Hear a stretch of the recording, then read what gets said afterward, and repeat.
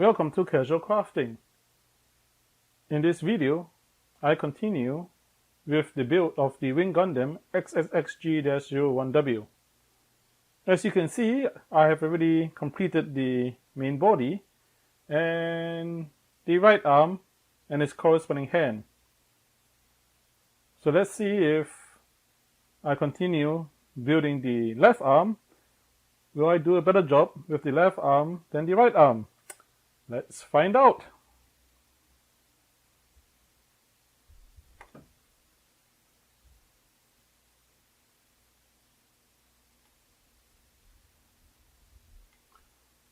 So let's take a look at what that entails.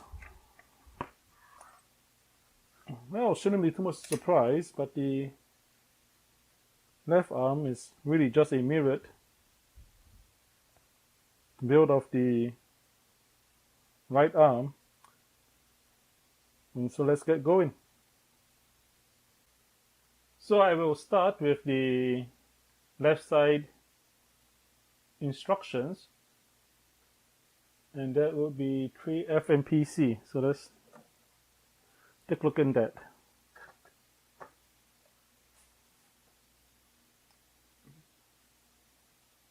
F34 and 37.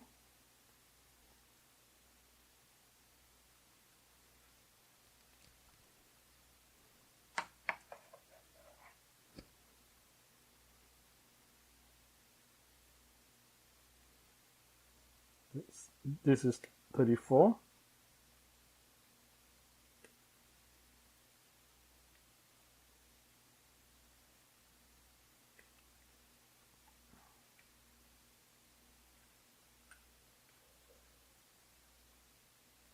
And 37 in the corner.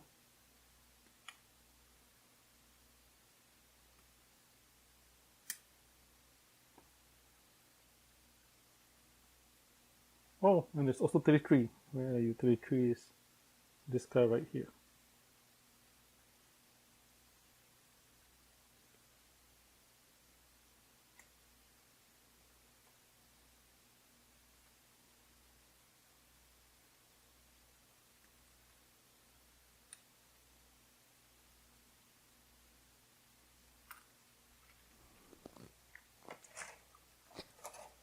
And the PC pieces, so that's PC E and K,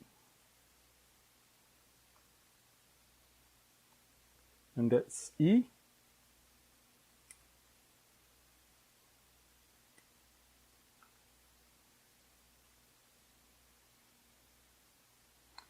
and K.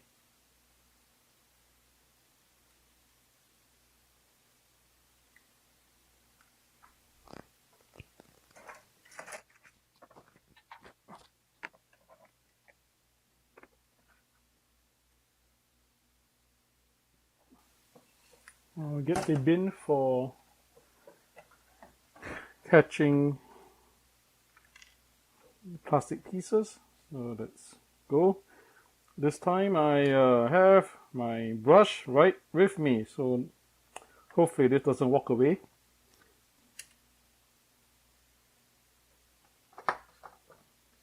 So now moving from the blue nipper to the higher precision nipper. The blue one was a God hand, and this was something I got from AliExpress.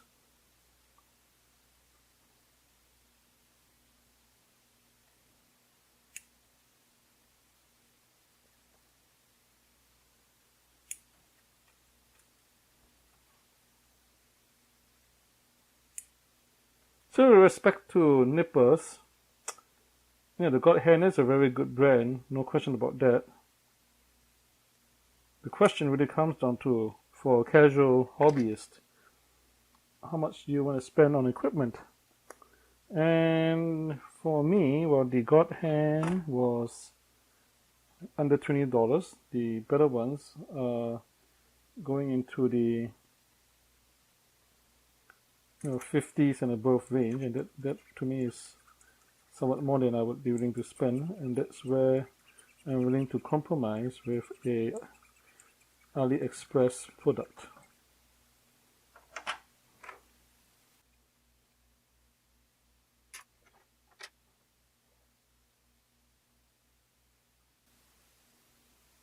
So I'm doing this a bit backwards. I probably should have used the knife first to trim away excess plastic instead of trying to grind it down.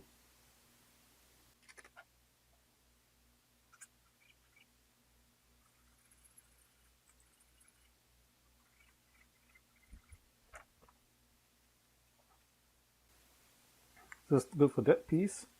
Now let me zoom this in, get a bit closer to action. I would like to invite you to support my channel by liking this video and subscribing to my channel. Show some time for the camera to focus.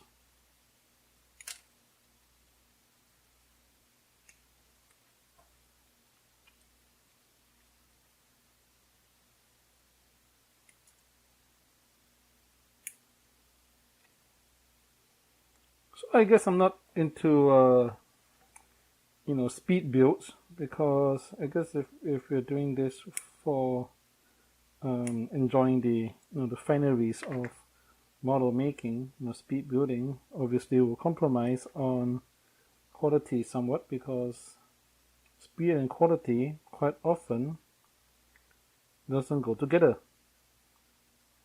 Now that said, of course, it depends on what you're trying to get out of the building experience. For me, I definitely want to have my model come out as nicely as I can, because for me these are kind of expensive items and I want to get the most out of each model as much as I can. Well, unless maybe I get a sponsor and then I have a backlog that's so long that I would just be trying to get things done just to keep my shelves available. And right now I have a problem where my camera is focusing on my box and not on the part. It is not agreeable.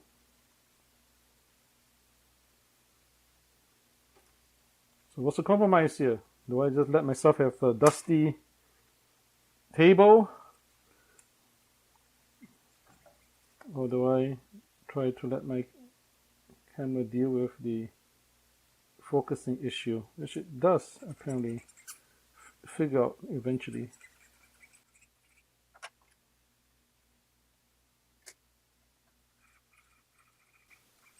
So one thing about doing like arms and legs is that at some point you have done one of the legs first or one of the arms first, right? So you can always use the previous arm to figure out what it's supposed to look like. This is the original arm, and we know that this goes in between, right? So we can say, hey, is this part going to be exposed or not? And that will affect how much you want to have it, fall and stuff, right? So it is kind of going to be outward facing, as we can see it's facing this way, right? So this is a part which might want to spend a bit of effort to make nice.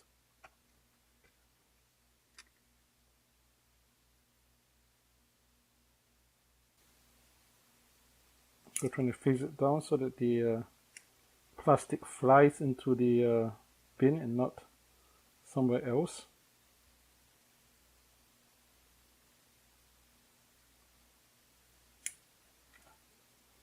Well, I suppose the bin does kind of get in the way of the work, because it apparently does confuse the camera, who's trying to figure out what exactly it's focusing on. So what is it, messy table? Or maybe better videoing? I'm making YouTube, right? I suppose I should give some priority to the whole video quality issue. And I need to cut this down a bit closer. Let's see if this will do it. This was closer.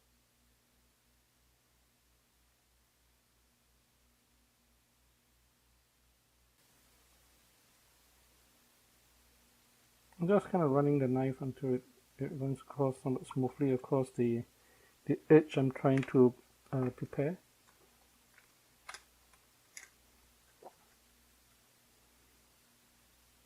The camera does seem to focus on the glove pretty well. Wondering whether the color of the glove makes a difference. As you know, I was using a blue glove before, and now I changed to a different glove because the other glove was getting some damage to the fingertips. So this glove definitely has a higher contrast than the previous glove, which was blue. Maybe the blue and blue contrast with the box.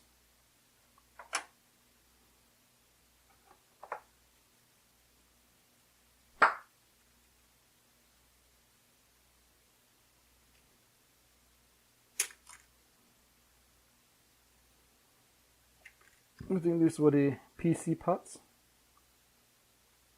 PC for polycap.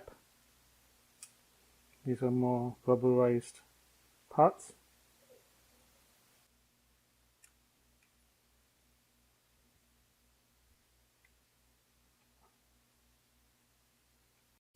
And there we go, and give the nipper a bit of a brush through.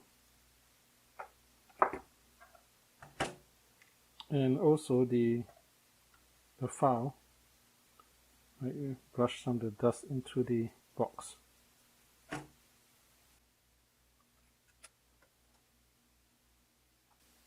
Alright, and then let's try to put those parts together as part 1. So firstly, let's get this bin out of the way.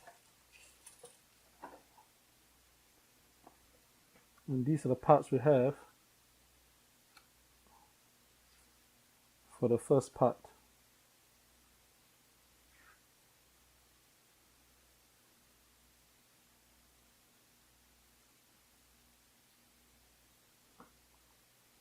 Alright, so we have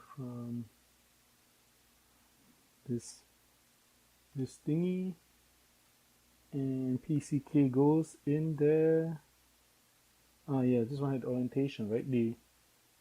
This bump here at the bottom is towards the bottom. Let me just pop on my hand, but anyway, so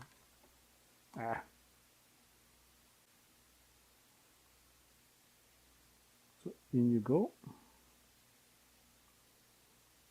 These parts generally have a pretty precise fit, right? It's supposed to go into this slot right here. So give it a good push. Into the slot.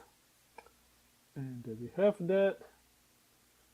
And with that, this side facing me, I'm gonna have after the tree is going to be the part with the extruding pins. So that's going to come here.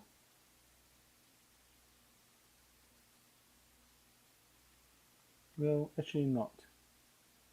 I'm upside down. It's like this. It's going to come here. Yeah, something about these model parts in the wrong direction.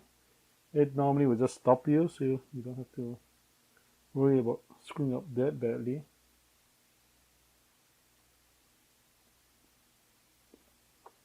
And I'm going to put this down first.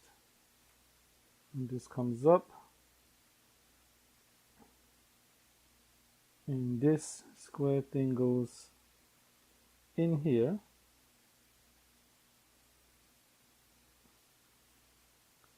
And we close up the arm.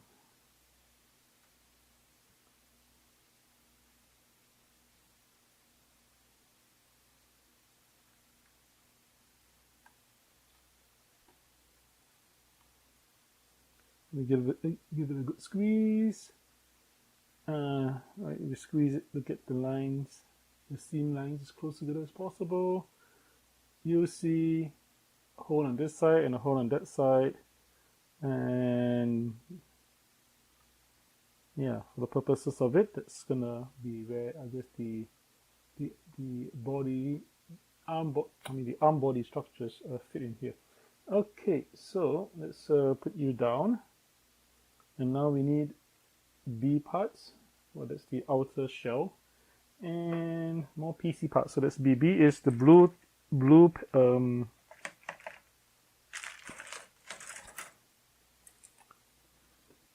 tray.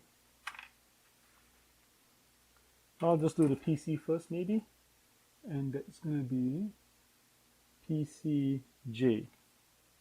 And flip you around, and J is this part right here. So let's cut out J.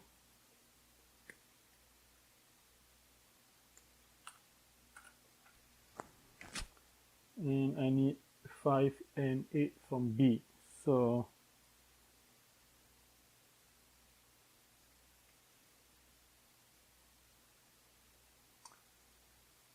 I do realize I'm actually holding K. Oopsie. Not you. And this is B. What a moment of confusion there.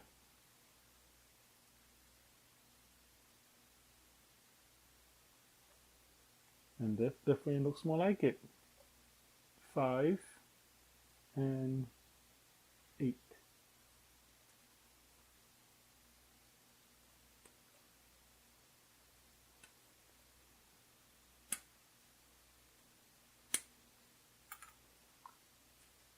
So I do a bit of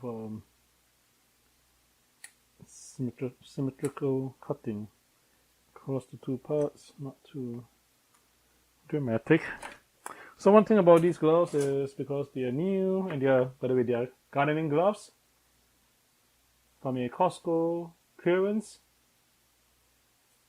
Look fine. They have the kind of the I know, rubberized palms and stuff like that, right? Again, I use these gloves to make sure I don't lose a finger with some of the knives and stuff. So back to the bin.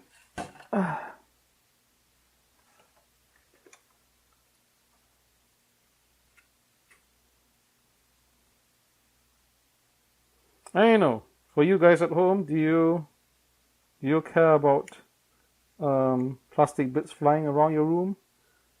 Is that a accepted part of the work where you just like, let it be, or just vacuum the house or the room later and deal with that at that point?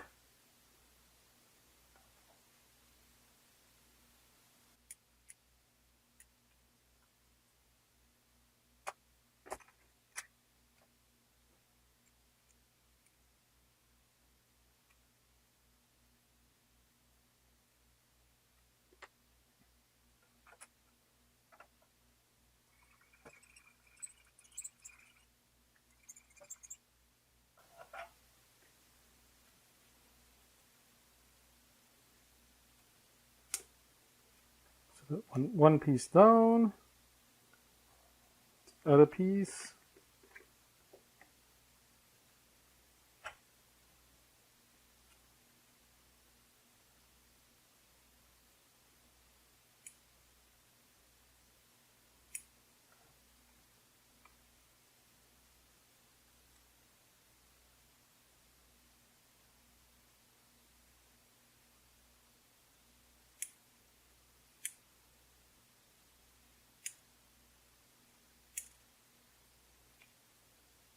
So if you noticed in the video so far, right, I mean, I don't really use that many different tools to do this building stuff. I mean, I do have more tools than this,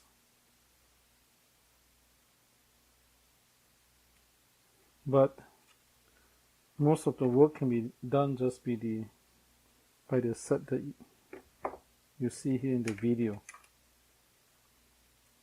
And that's one thing, right? If you are just a casual hobbyist, you have to decide how much you want to spend on stuff, and just know that you can get going with only a small set of tools for this kind of hobby.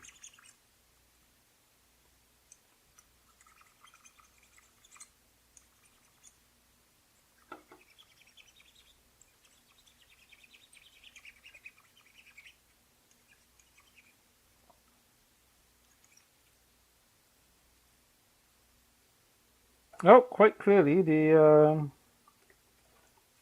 plastic dust shows up more on this I guess brownish, dark brownish gloves.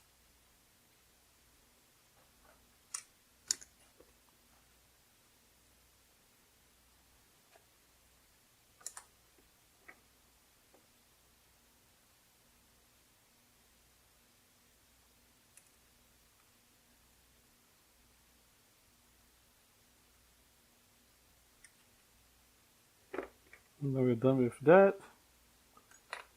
Get the bin to the side and let's put together the parts, the arm parts on the from the left side. Okay, so we got this guy, and we have actions 1, 2, and 3.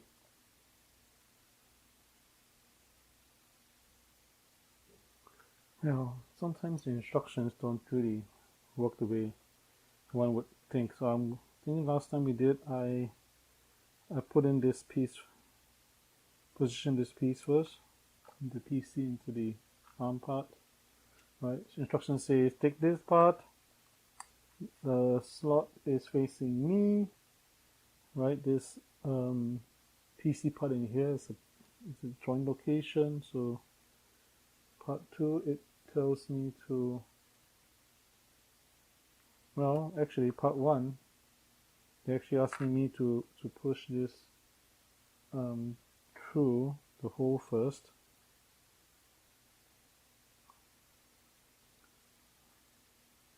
Right, and then close up the arm, the other half of it.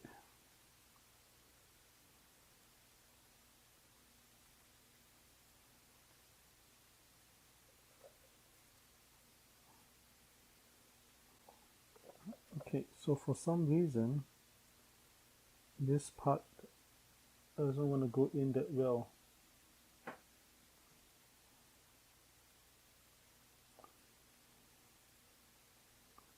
Now that's a concern. So let me pop this out and see what's the issue. Well, and this thing doesn't really want to separate. So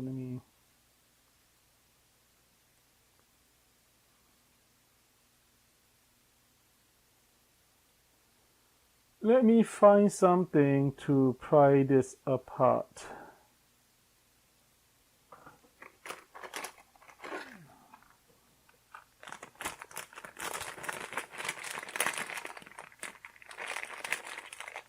So what we see here is a little electronics toolkit, really. So I have a small screwdriver here with a flat head. I also have a pry bar, and that's metal, and this is another plastic pry bar which has seen better days, but maybe we're going to use this guy. And I have a smaller triangular pry separator. We'll see how all these parts come together to do this. So let's try the plastic thing. So of course plastic, you want to try plastic or plastic, right? Because you don't want to use metal in case the metal cause an issue, and that's a pop. Okay, so let me take this apart. Okay, so what am I going to check here? Right, I'm going to check to see if there's maybe some plastic which I should remove that is still there.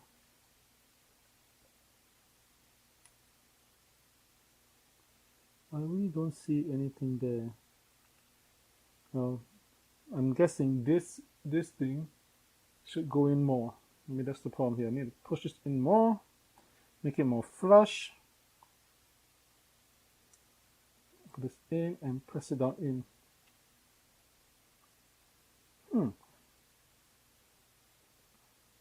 So for whatever reason, this gap still remains there. So let me see if this brute force can solve that. And it appears that that was a brute force issue, because after I have applied some just major pressing against the table, I do not see that gap anymore, and that was successful. Alright, so let's slide you in now. I guess that is why you are the third step. Okay, all these dramatic tools can go back into that plastic Ziploc bag thingy. And there you have it, the first assembly for the left arm.